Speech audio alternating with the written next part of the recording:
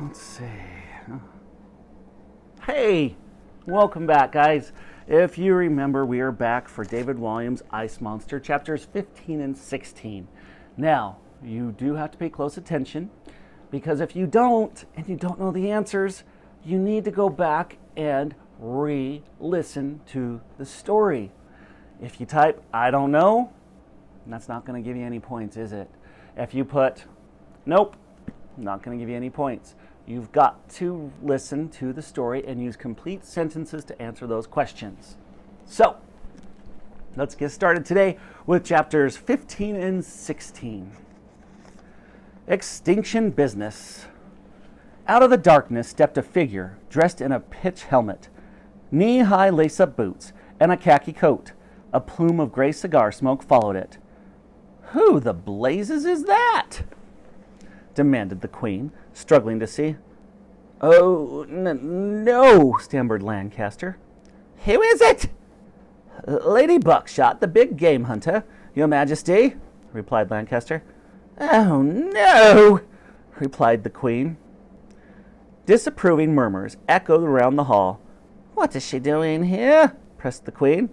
"Well, ma'am," replied the hunter, "I shot and killed every single stuffed animal in the museum."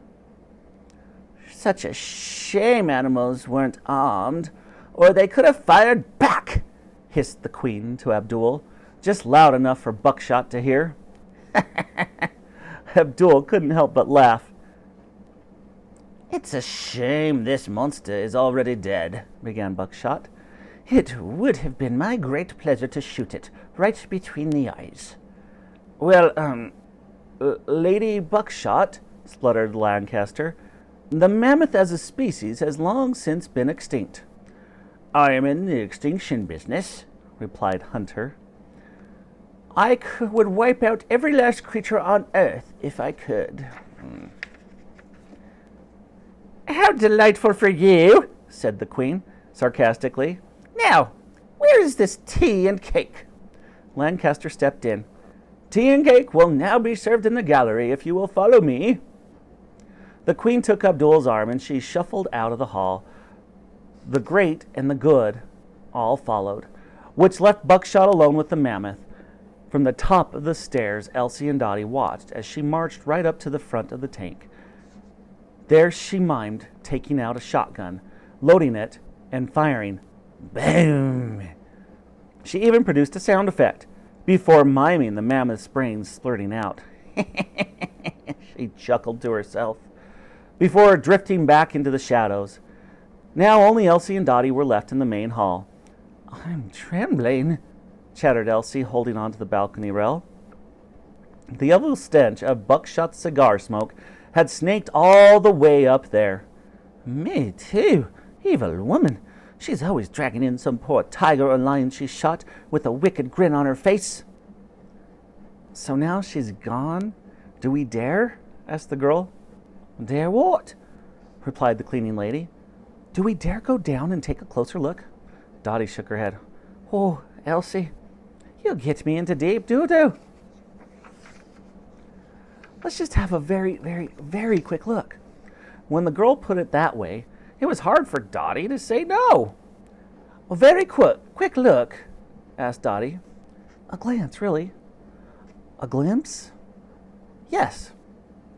Less than a glimpse. A peep." "A peek?" "Exactly," replied Elsie. Dottie sighed heavily. "All right, then. Let's go have a peek at this mammoth." "I think it's a mammoth," corrected Elsie. "Yes, mammoth. That's what I said." Elsie smiled, and pulled the lady along by her sleeve. "Dottie, come on." Cheeks ablaze. "I am not sliding down the banister," protested Dottie. "That's the fastest way down," replied Elsie. Dottie was right to be reluctant. It was an awfully long way from the topmost floor to the museum to the bottommost. In the time that we've been arguing, we could already be at the bottom," reasoned Elsie. The girl clambered onto the banister. Dottie sighed, then hitched up her skirt and joined her. "This is very extremely bad idea," said the lady. It was too late.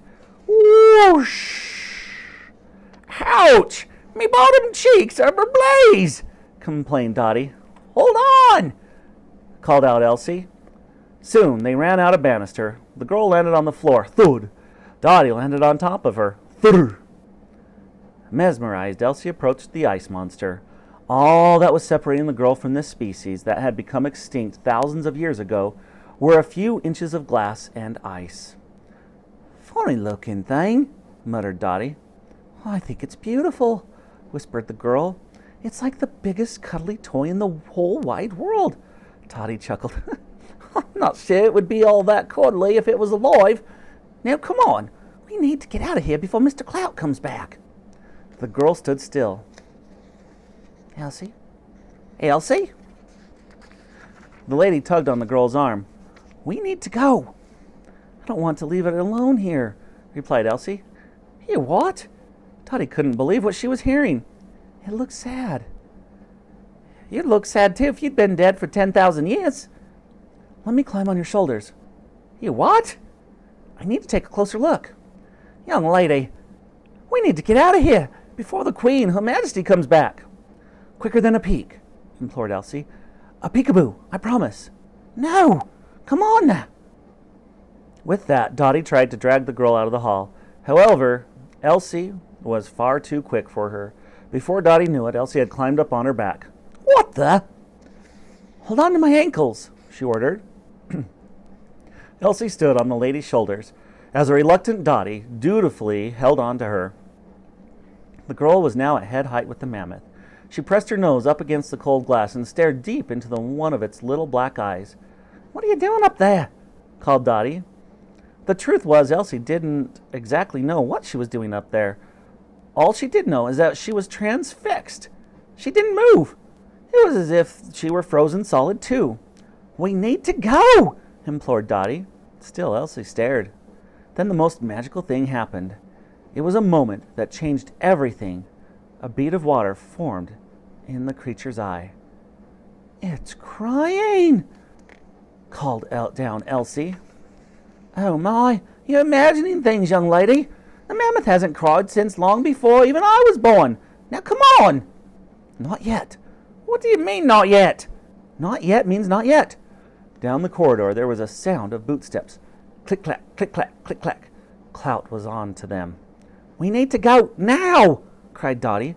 With the girl standing on her shoulder, she began running as fast as she could. Whoa! Exclaimed Elsie as she tried to stop wobbling. Click-clack, click-clack, click-clack. Who goes there?